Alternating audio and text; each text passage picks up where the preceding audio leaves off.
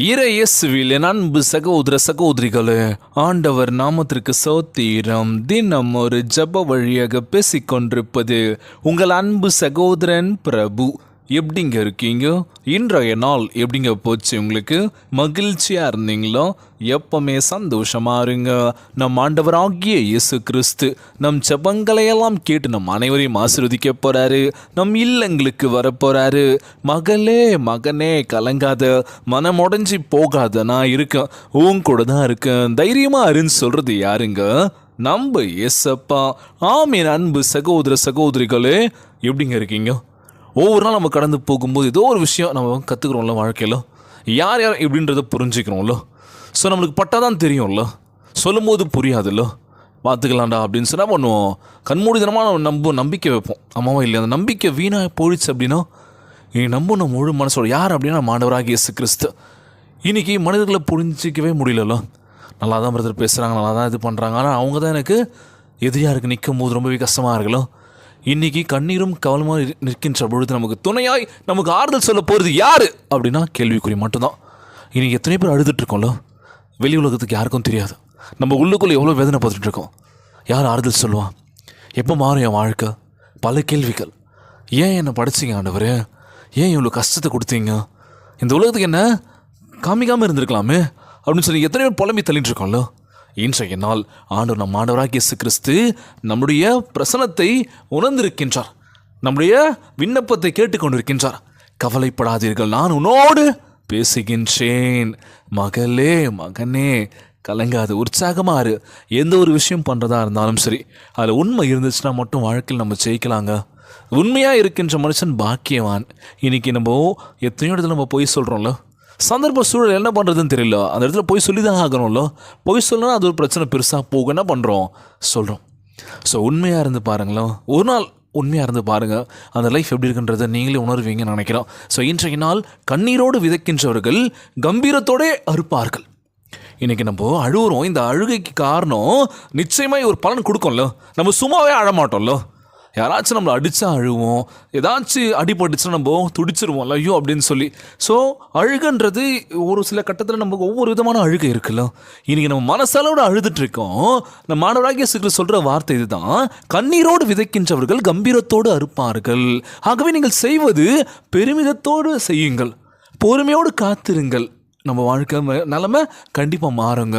நீங்கள் விதைக்கும் போது சிந்தும் கண்ணீர் உங்கள் பிள்ளைகள் வாழ்வில் சந்தோஷத்தை ஆசீர்வாதத்தை கொடுக்கும் அப்படின்னு சொன்னால், இனி நம்ம கஷ்டப்பட்டுருக்கோம். யாருக்காக நம்ம கஷ்டப்படுறோம்? நமக்காகவா? இல்லை, நம்ம பசங்களுக்காக. நம்ம பசங்க சந்தோஷமாக இருக்கணும்பா. அவங்க எதிர்காலத்தில் நம்மளோட கஷ்டப்படக்கூடாது. நம்ம எவ்வளோ கஷ்டப்பட்டோம், அவங்க ஜாலியாக ராஜா மாதிரி இருக்கணும்னு சொல்லி நம்ம என்ன பண்ணுறோம்? கண்ணீர் சிந்தி கஷ்டப்பட்டுருக்கோம். ஆனால் இன்றைய நாள் நம்ம ஆண்டவராகிய இயேசு கிறிஸ்து நம்முடைய கஷ்டத்திற்கு பதில் தர போகின்றார். நம்ம வாழ்க்கையில் மிகப்பெரிய உயரத்துக்கு போக போகிறோம். கவலைப்படாதீங்க, உற்சாகமாக இருங்க.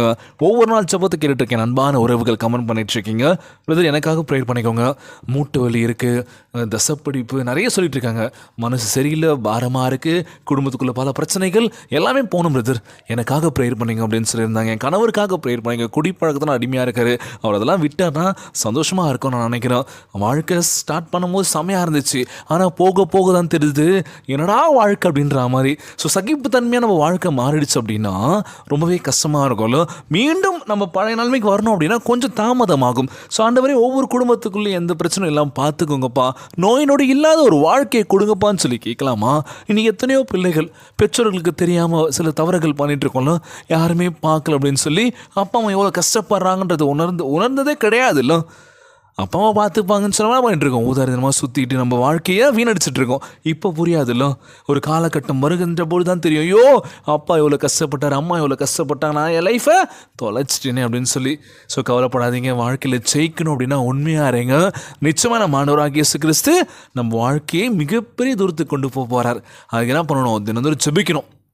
ஆண்டவரே என் குடும்பத்துக்குள்ளே வாங்கப்பா, என்னை பார்த்துக்கோங்கப்பா, எவ்வளோ வலிகள் எவ்வளோ வேதனைகள் வந்தாலும் சரி நீங்கள் எனக்கு பக்கபலமாக இருக்கீங்களோ அது போதும் ஆண்டவர். நாங்கள் யாரையும் நம்பி இல்லை, உங்களை மட்டுமே நாங்கள் நம்பியிருக்கோம். என் வாழ்க்கையை செழிக்க செய்யுங்க ஏசப்பா. ஜெபிக்கலாமா? இன்றைய நாளில் இந்த ஜெபத்தை கேட்டுட்டு இருக்கேன் அன்பான உறவுகள், கண்டிப்பாக நீங்களும் ஜெபியுங்கள், கண்டிப்பாக கொடுப்பாருங்க. கேளுங்கள் உங்களுக்கு கொடுக்கப்படும், தட்டுங்கள் திறக்கப்படும் அப்படின்னு சொல்லியிருக்காரு. இன்றைய நாள் ஜெபத்தை நம்ம கேட்க போகிறோம். ஜெபத்திற்குள்ளாக பயணிப்போமா? எங்களை மிகவும் அதிகமாய் நேசிக்கின்ற அன்புள்ள ஆண்டவராகிய இயேசுவே, இன்றைய நாள் வாக்குறுதி வசனத்திற்காக நன்றி ராஜா. ஆண்டவரே, என் சந்ததி மேல் இருக்கும் உம்முடைய பெரிதாக கிருபைக்காக உம்மை ஸ்தோத்திரிக்கின்றனப்பா. உம்முடைய வல்லமையான அபிஷேகம் அவர்கள் மேல் வருவதாக ராஜா. அவர்கள் வாழ்வில் விடுதலை தருவதாக. அவர்களை பிடித்து வைத்திருக்கின்ற எல்லா பாவமும் பிசாசின் வேதனையும் கவனத்தை சிதறடிப்பதற்கு காரியமும் அகன்று போக வேண்டும் என்று கேட்கிறான். ஆண்டவரே, இவ்வுலகில் பிரகாசிக்கும் சிறந்து விளங்கவும் ஞானத்தை அபிஷேகத்தை வல்லமையை தந்து எங்கள் வாழ்க்கையை மிகப்பெரிய உயர்த்துங்கப்பா. தப்பான உறவு முறைகள், தப்பான பழக்க வழக்கங்கள் எங்கள் வாழ்க்கைக்குள்ள வந்துருச்சு ஆண்டவரே, அதிலிருந்து விடுதலை கொடுங்கப்பா. உம்முடைய வல்லமையை தந்து எங்களை ஆசீர்வதிக்க வேண்டும் என்று கேட்கிறேன் ஆண்டவரே. இந்த தேசத்தில் நாங்கள் சிறந்து விளங்க வேண்டும் என்று கேட்கிறேன் இயேசப்பா. எங்கள் வாழ்க்கை நிலைமையை மிகப்பெரிய உயர பண்ணுவீர் என்று நம்புகிறேன் ஆண்டவரே. உமக்கு கொடான கொடி நன்றி செலுத்துகிறேன் இயேசப்பா. எங்களுடைய வாழ்க்கை நிலைமையை பார்த்துக்கோங்கப்பா. அவர்களுக்கு எதிர்ப்படும் எல்லா சவால்களையும் மேற்கொண்டு வெற்றியின் மேல் வெற்றி பெற உதவி செய்யுங்க ராஜா. உம்முடைய அன்பின் உறுதியாய் நிற்கவும், உம்முடைய பாதையில் என் குடும்பத்தை வழிநடத்தவும் நீர் எங்களுக்கு தந்திருக்கின்ற பொறுமைக்காக உமக்கு சோத்திரங்களை எடுக்கின்றனப்பா. எங்களுடைய பிள்ளைகளுக்கும் எங்களை சுற்றி இருக்கின்றவர்களுக்கும் உம்முடைய பரிசுத்த ஆவியினால் நாங்கள் பிரகாசிக்கின்ற ஒளியாக விளங்கும்படி உன் பேர் நாங்கள் தொடர்ந்து அன்பா இருக்க கிருபை செய்ய வேண்டும் என்று கேட்கிற ஆண்டவரே. எங்களை பார்த்துக்கோங்கப்பா.